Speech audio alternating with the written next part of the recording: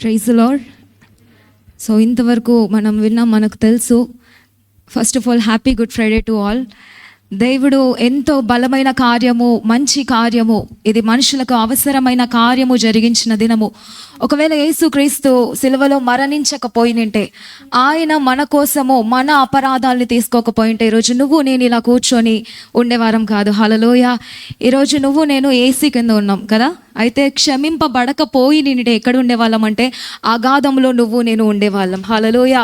కానీ మన ప్లేస్ని తీసుకొని దేవుడు ఏం చేశాడంటే, తన సింహాసనాన్ని విడిచిపెట్టి దేవుడు తన సింహాసనం మీదకి మనల్ని ఎక్కించి ఉన్నాడు. హల్లెలూయా.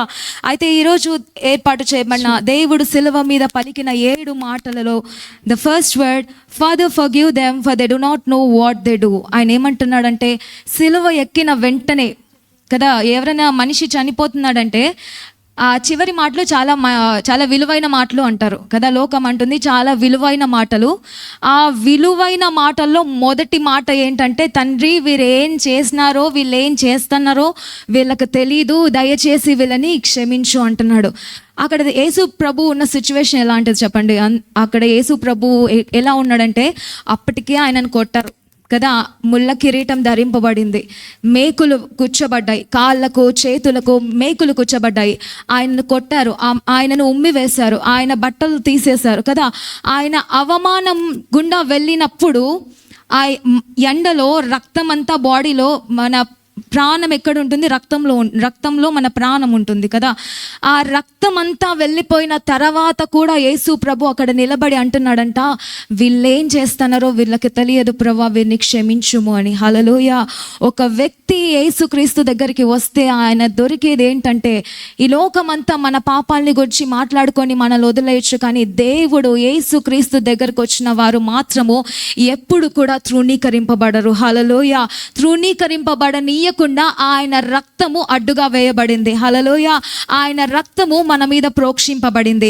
అయితే ఈ రోజు మనం చూసుకుందాము, దేవుడు ఏమంటున్నాడంటే సిలువలో, ఫాదర్ ఫర్గివ్ దెమ్. ఆయన ఏమంటున్నాడు? క్షమించండి. క్షమించకపోతే ఏం జరుగుతుంది మన జీవితంలో? అందుకే ఈరోజు ఏం చెప్పాలనుకుంటున్నా అంటే, ఫర్గివ్ ఆర్ ఫెయిత్ ఫెయిల్స్. హల్లెలూయా. చెప్తారా? Forgive are faith fails. నువ్వు క్షమించకపోతే మన విశ్వాసము అక్కడ ఓడిపోతుంది. హల్లెలూయా. ఒకవేళ యేసు క్రీస్తే ఆ క్షణంలో నేను ఎందుకు క్షమించాలి, ఇది నేను భరించలేను, నేను క్షమించలేను, నేను అవమానపరచబడ్డాను, నేనెందుకు కొట్టబడాలి, నేను సింహాసనం వదిలి వచ్చేసాను, నేనే పాపం చేయలేదు, నేనేమి ఇది చేయలేదని యేసుక్రీస్తు ఒక్క క్షణం ఆలోచించుంటే ఈరోజు 7 మాటల గురించి మనం మాట్లాడుకునే వాళ్ళం కాదు కదా. ఆయన ఏం చేశాడంట? ఫస్ట్గా క్షమించాడు. క్షమాపణ అనేది మన జీవితంలో ఎంతో బలమైనది. అయితే ఒకసారి ఒక 3 వర్సెస్ నేను చెప్తాను, అవి మనం వెంటనే చదివేద్దాము.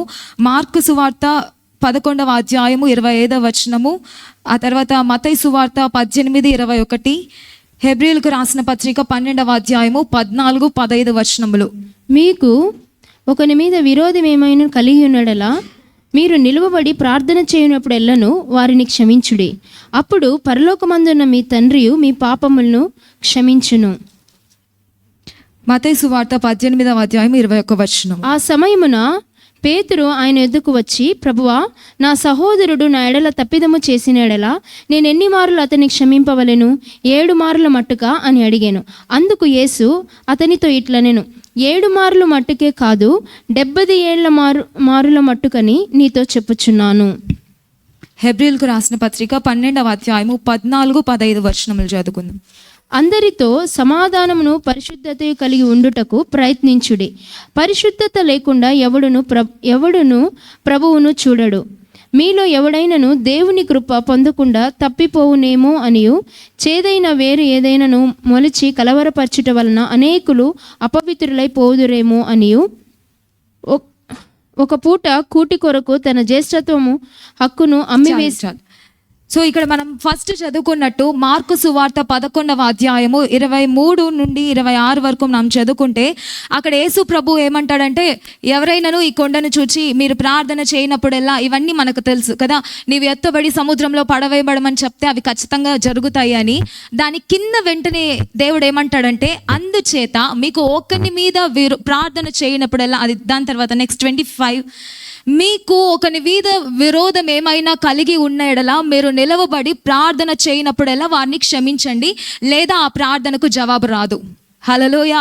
అయితే పేతురు వచ్చి అంటున్నాడంట, ప్రభా నా పక్కన ఉన్న వ్యక్తి లేదా నా సహోదరుడు ఒక్కసారి తప్పు చేస్తే ఒక్కసారి క్షమించాలా, లేకపోతే ఎన్నిసార్లు క్షమించాలి అని అడిగితే 7 మార్లు మట్టుక ప్రభా అంటే, కాదు 77 మార్లు మట్టుకు, అంటే జీవితాంతం మనం క్షమిస్తూనే ఉండాలా. ఎందుకంటే మనం ఎవరికి పుట్టినామంటే క్షమించే దేవునికి మనం పుట్టి ఉన్నాము. ఆ బీజం మనలో ఉంది కాబట్టే, మనలో ఉన్నది ఈ ఆదాము స్వభావము కాదు కానీ, ఆదాము నుంచి వచ్చిన బీజము కాదు కానీ, మనలో ఉన్న బీజం ఎవరిదంటే యేసు క్రీస్తుది. ఆయన ఎలాంటి వాడంటే ఆయన క్షమించే దేవుడు. కాబట్టి ఈ మన సహోదరులు, మన వారు ఎవ్వరు కూడా ఏ తప్పు చేసినా దేవుడు ఏమంటున్నాడంటే నువ్వు క్షమిస్తూనే ఉండాలి. క్షమించకపోతే ఏం జరుగుతుంది అంటే మన జీవితంలో మనమే కొన్ని అడ్డంకులు మనం వేసుకుంటూ ఉంటాం.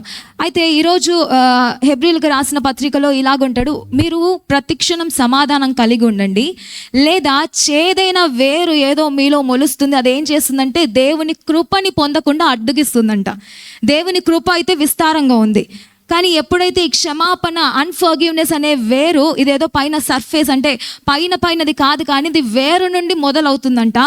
అది వేరు నుండి మొదలయ్యి ఆ అన్ఫర్గివ్నెస్ ఏం చేస్తుందంటే అది చేదైన వేరు మొలిచి ఏం చేస్తుంది, అది అక్కడే ఉండదంట, అది స్ప్రెడ్ అవుతుంది, అది పాయిజన్ లాగా ఉంటుంది.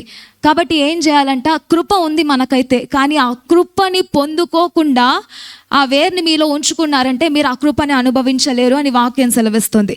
అయితే ఒకరోజు కెన్నెత్ హేగెన్ గారు, గొప్ప దైవజనుడు, ఒక దర్శనాన్ని చూశాడు. ఆయన ఏం చూస్తున్నాడంటే, ఆయన అంటున్నాడు, అది నేను డ్రీమ్ అనుకున్నాను కానీ తర్వాత నాకు అర్థమైంది అది దర్శనము, అది సంఘం కొరకు దేవుడు అదే కావాలని ఆ దర్శనాల్లోకి నన్ను తీసుకెళ్ళాడు, ఇది లిటరలీ నా జీవితంలో జరిగింది అని ఆయన చెప్తున్నాడు. అయితే ఆయన ఒకరోజు రాత్రి ఆ దర్శనంలో ఏం చూస్తున్నాడంటే, ఒకరోజు రాత్రి ఆయన ఒక హోటల్కి వెళ్ళి లేట్ నైట్ అయిపోయింది, 12 అయిపోయింది, ఆ టైంలో తిని ఇంటికి వచ్చి పడుకున్నారంట. పడుకున్నప్పుడు ఆ దర్శనంలో ఆయనకి ఏదో పెద్ద కేకలు వినిపిస్తున్నాయంట. పెద్ద కేకలు వినిపిస్తూ ఉంటే ఏంటి ప్రభా అన్నప్పుడు బ్లర్ ఇమేజ్ ఉందంట, అర్థం కావట్లేదంట ఆయనకి. ఆ తర్వాత దేవుడిని అడుగుతున్నాడంటే ఏంటి ప్రభా ఇది అన్నప్పుడు, ఆ తర్వాత కొంచెం ముందుకు వెళ్ళిన తర్వాత 3 వ్యక్తులు అరుస్తున్నారంట ఆయన వైపు చూసి. గట్టిగా అరుస్తుంటే ఆయన వారి ముఖాలు సరిగా కనపడట్లేదు కానీ ఆయన తేరి చూడగా ఆయనకు బాగా తెలిసిన వ్యక్తులంట.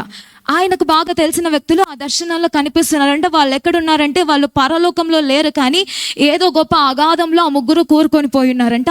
ఆ 3 ఎవరంటే ఈయన సంఘంలో ఉండే గొప్ప లీడర్స్ అంట. ఎందుకు వాళ్ళ అగాధంలో ఉన్నారంటే వాళ్ళు ఏదో తాగారని కాదు, వ్యభిచారం చేశారని కాదు, దొంగతనం చేశారని కాదు, ఏదో పాపం చేశారని కాదు, కానీ వాళ్ళు అనుకుంటున్నారన్న క్షమాపణ అనేది మ్యాటరే కాదనుకున్నారంట. క్షమాపణ అనేది ఇట్స్ నాట్ ఏ మ్యాటర్ అనుకున్నారంట. కానీ వారి జీవితంలో ఒక ముళ్ళు, ఒక చేదైన వేరు అలానే ఉండిపోయిందంట. అదేంటంటే అన్ఫర్గివ్నెస్. అక్కడ అయితే ఆయన ఒక్కొక్కరి గురించి చెప్తున్నాడు. ఆయన ఏమంటున్నాడంటే, విశ్వాసం అనేది ప్రేమ లేకపోతే పని చేయదు. ఆ ప్రేమ ఏం చేస్తుందంటే ప్రతి పాపాలని క్షమిస్తుంది కదా. యేసుక్రీస్తు ఎంతగానో ఎంత ప్రేమించినాడంటే రక్తం కార్చి చనిపోయి క్షమించేంతగా ఆయన ప్రేమించేసినాడు. అయితే ఆ 3 వ్యక్తులు గురించి ఆయన చెప్తున్నాడు. ఒక ఫస్ట్ పర్సన్, ఆ లేడీ ఏంటంటే ఆమె ఆ చర్చ్లో మెయిన్ అంట. ఏది ఆర్గనైజ్ చేయాలన్నా పాస్టర్ గారు ఆమెని రీచ్ అయ్యేవాళ్ళంట. అంత మెయిన్గా ఉన్న లీడరు ఆమె అగాధంలో కనిపిస్తూ ఉందంట. సెకండ్ వ్యక్తి ఎవరంటే ఆయన ఒక బైబిల్ టీచర్ అంట. ఆయనకి హీబ్రూలో తెలుసు, గ్రీక్లో తెలుసు, ప్రతిదీ తెలుసు. ఆయన చదువుల పురుగంటారు, అట్లా బైబిల్ పురుగంట ఆ వ్యక్తి కూడా ఆగాధంలో ఉన్నాడంట. 3వ వ్యక్తి ఎవరంటే 40 yearsగా పాస్టర్గా సంఘంలో పని చేసిన వ్యక్తి, ఆయన కూడా ఆగాధంలో ఉండి అరుస్తున్నాడంట, సంఘానికి చెప్పు, క్షమాపణ అనేది ఇది మెయిన్ థింగ్, ఇది లేకపోతే మనము దేవుడి యొక్క కృపను అనుభవించలేము, మేము ఇది మ్యాటర్ కాదనుకొని దీన్ని తిరస్కరించాము, కానీ ఇదే మ్యాటర్ అని ఆ 3 అరుస్తున్నారంట. అయితే దేవుడు ఏమంటున్నాడంటే, మనమందరం ప్రార్థనలు చేస్తూ ఉంటాం, ఉపవాసాలు చేస్తూ ఉంటాం కదా, ఉపవాస ప్రార్థనలు చేస్తూ ఉంటాము, టైత్ ఇస్తూ ఉంటాము, ఆఫరింగ్ ఇస్తూ ఉంటాము, మంచి చేస్తూ ఉంటాము, మేలైన కార్యాలు చేస్తూ ఉంటాము. కానీ ఎప్పుడైతే మన ముందున్న కొండ మన నుంచి దూరం అయిపోవాలంటే కదా. ఏంటి మనకు ముందున్నది? మనం ప్రార్థన చేస్తుంటాం, దేవా నా ముందు నుండి ఈ కొండ తొలగిపోవాలి, నా జీవితంలో ఈ కొండ తొలగిపోవాలి. దేవుడు ఏమంటున్నాడంటే, ఎప్పుడైతే చేదు అనే వేరుతో నా జీవితము కట్టబడుతుందో అప్పుడు మన ముందు నుండి ఆ కొండ తొలగిపోదు. హల్లెలూయ. అయితే అదేంటి? ఆ అన్ఫర్గివ్నెస్ అనే వేరుని మనం తొలగించుకోవాలి.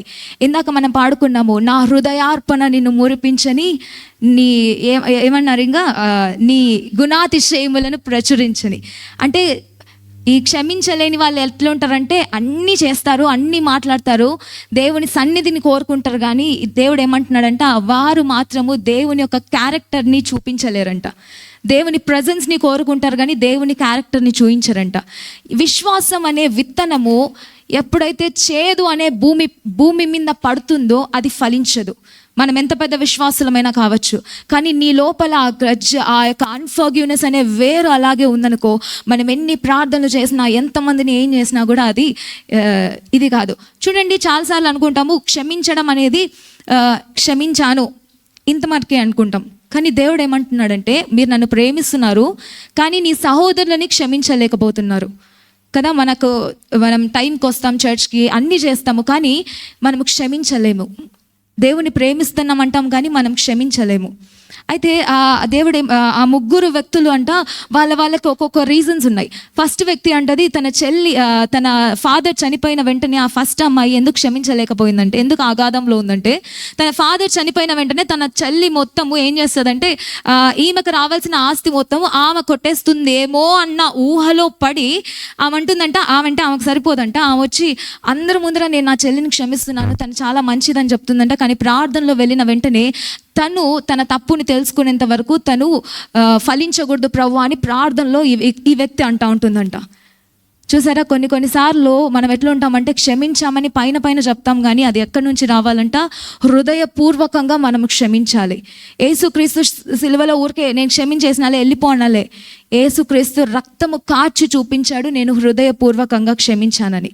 ఇంకో వ్యక్తి, ఈ ఈయన ఉన్నారే బైబిల్ టీచర్, ఆయనంట తన తండ్రి తనని వదిలేసి వెళ్ళిపోయాడంట చిన్నప్పుడే. వాళ్ళ తల్లిని తండ్రిని వదిలేసి వెళ్ళిపోయినప్పుడు, మా తల్లిని తండ్రిని వదిలేసి వెళ్ళిపోయాడు, మమ్మల్ని ఎవరిని చూసుకునేవారు లేరే అని ఆయన కొన్ని ఏండ్లుగా తన తండ్రి మీద ఆ క్షమించలేని తనంని పెట్టుకున్నాడంట. పెట్టుకున్న తర్వాత ఆయన కొన్ని రోజుల తర్వాత తన తండ్రి దగ్గరికి వెళ్ళి వచ్చాడంట. కానీ ఆ వ్యక్తి కూడా అగాధంలో ఎందుకున్నాడంటే, ఆయన చెప్పలేదంట.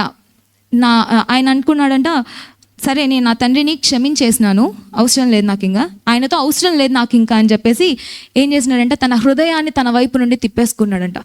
కొన్నిసార్లు నేను క్షమించలేను అని గట్టిగా చెప్పాల్సిన అవసరం లేదు, చిన్న విస్పర్ చాలంట. అంటే ఏంటి, చిన్న అంటారే అవసరం లేదు ఆ వ్యక్తి గురించి, సరే క్షమించేసిన ఇంక వెళ్ళిపోని తన ఇష్టం, ఇది కూడా చెప్పకూడదు. ఇది కూడా ఆ చేదైన వేరే. ఇలా కూడా చెప్తారు కొంతమంది ఇంకెలా చెప్తారంటే, అవసరం లేదు ఆ వ్యక్తి గురించి నాకు, నేను క్షమించేసినా ఇంకా నాకు ఆ వ్యక్తితో పని లేదని కంప్లీట్గా హార్ట్ని తన వైపు నుండి క్లోజ్ చేసుకొని తను వచ్చిన వెంటనే మౌనం అయిపోతూ ఉంటారు. ఇలా కూడా చాలామంది చేస్తూ ఉంటారు. కానీ ఎప్పుడైతే మన విశ్వాసము, మన ప్రార్థనలు మనము చేసేది ఫలిస్తుందంటే, ఎప్పుడైతే యేసు క్రీస్తు మన మీద రుణము లేకుండా ఆయన క్షమించాడో, మనము కూడా ఇతరుల మీద ఉన్న ఆ యొక్క క్షమాపణని, మన ఆ అపరాధాలని మనం క్షమించినప్పుడు మాత్రమే ఆయన కృపను మనం అనుభవించగలము. అన్ఫర్గివ్నెస్ అనేది ఎలాంటిదంటే, ఇది ఒక దొంగ లాంటిదంట. ఇది ఏం చేస్తుందంటే, మన యొక్క హెల్త్ని, మన యొక్క ఫినాన్షియల్ని, మన యొక్క ప్రతిదీ అది దొంగతనం చేస్తుంది, అది కాజేస్తుంది అనమాట. అన్ఫర్గివ్నెస్ అంటే ఏంటిదంట, దొంగ, అది దొంగతనం. అందుకే బైబిల్ ఏం చెప్తుందంటే, దొంగ నాశనమును హత్యను చేయడానికి వస్తాడు. అన్ఫర్గివ్నెస్ అనేది కూడా అది ఒక దొంగ లాంటిది. హల్లెలూయా. అందుకే మనం ఎప్పుడైతే ప్రార్థనలు చేస్తుంటామో మనం ఏం చేయాలంట, నిలబడి అక్కడే హృదయపూర్వకంగా మనము క్షమించాలని దేవుని వాక్యం చెప్తుంది. హల్లెలూయా. అయితే వారి ముగ్గురిని చూసిన తర్వాత దేవుడితో అంటున్నాడంట, ప్రభా అయితే నేను ఇప్పుడు ఏం చేయాలా, ఈ ముగ్గురిని నాకు చూపించావు, నాకు తెలియదు వీరు కూడా ఇలా చేస్తారా అని, నాకు తెలియదని. ఎవరైనా సరే ఈరోజు మనం పెద్ద వారమైనా సరే ఏమైనా చేస్తూ ఉంటాం కదా, అన్నీ చేస్తూ ఉంటాం, కానీ ఈ చిన్న విషయంలో తప్పిపోతూ ఉంటామంట. హల్లెలూయా. అందుకే ఈ చేదైన వేరుని ఏం చేయాలంట, మనము తొలగించేసేయాలి. చాలామంది ఇలా కూడా అంటారు, వాళ్ళు నేను క్షమించడానికి వాళ్ళు అర్హులు కాదు, నా క్షమాపణకి వాళ్ళు అర్హులు కాదు. ఒకవేళ వాళ్ళు అర్హులు కాకపోతే దేవుడు అంటున్నాడు ఈరోజు ఆయన క్షమాపణకు కూడా మనం అర్హులము కాదు. హల్లెలూయా. అందుకే మన పక్కన వాళ్ళని మన పక్కన వాళ్ళనే కాదు కానీ ఎవరు మనకు విరోధంగా లేస్తున్నా వారిని మనము హృదయపూర్వకంగా దేవుడు క్షమించాలని కోరుకుంటున్నాడు. కృప అత్యధికంగా ఉంది, కానీ ఆ అన్ఫర్గివ్నెస్ అనేది ఏం చేస్తుందంటే దేవుని యొక్క కృపని అనుభవింపకుండా మనమే అడ్డుకట్ట వేస్తున్నామంట. అదే దేవుని వాక్యం సెలవిస్తుంది. అందుకే మనం స్టెఫెన్ చూసినప్పుడు, స్టెఫెన్ కూడా ఈ లోకంలో మనిషే అనుకోవచ్చు, యేసుక్రీస్తు దేవుడు కాబట్టి ఆయన భరించాడు, ఆయన చెప్పగలిగాడని. స్టెఫెన్ని మనం చూసుకుంటే స్టెఫెన్ కూడా ఒక మనిషి. ఆయన అంటున్నాడు ఆయనని రాళ్ళతో కొడతా ఉన్నారు, ఆయనని చంపేస్తున్నారు, కానీ ఆయన ఏం చూస్తున్నాడంట, ఆయన ఏవో కొడుతున్నారు కదా అని మనుషుల్ని చూడట్లేదంట, కానీ ఆ క్షణం ఎవరిని చూస్తూ ఉన్నాడంట, దేవుని చూస్తున్నాడంట. ఎప్పుడైతే తన మీద అపరాధంగా మోపుతున్నారో, మన మీద ఎప్పుడైతే అపరాధం మోపబడతా ఉందో, మన మీద ఎప్పుడైతే విరోధంగా లేపబడుతుందో, ఆ క్షణములో యేసుక్రీస్తు నువ్వు నేను ముందు పెట్టుకున్నప్పుడు మనము ఒక మనిషిని ఈజీగా క్షమించగలము. హల్లెలూయా. ఈ క్షమాపణ లేనితనం ఎలాంటిదంట అంటే అది ఒక ఊండ్ లాంటిది. అందుకే దేవుడు అంటాడు, మీ విరిగిపోయిన హృదయాన్ని నాకు ఇవ్వండి, మీ గాయములను నేను కడతాను అంటున్నాడు. ఆయన ఏమంటున్నాడంటే ఏది ఉంచుకోవద్దు, అన్నీ నాకు ఇచ్చేసి, అన్నీ నాకు చెప్పే, పగ తీర్చుకుంటే నీ పని కాదు నా పని, నువ్వు క్షమించే హృదయపూర్వకంగా నీ గాయాల్ని నేను కడతాను, నీకు రావాల్సిన ప్రతిఫలం నేను ఇస్తాను, నీ విరోధులకు రావాల్సిన ప్రతిఫలం నేను ఇస్తానని దేవుడు చెప్తున్నాడు. సో ఈరోజు దేవుడు మొదటి మాటగా దేవుడు ఏం చెప్పాడంటే క్షమించండి. క్షమాపణ అనేది ఎంతో ముఖ్యమైనది మన జీవితంలో. క్షమించకపోతే మనము దేవుని సన్నిధిని లేకపోతే దేవుని యొక్క కృపను మనమే దూరం చేసుకున్న వాళ్ళం అవుతాం. హల్లెలూయా. Thank you lord.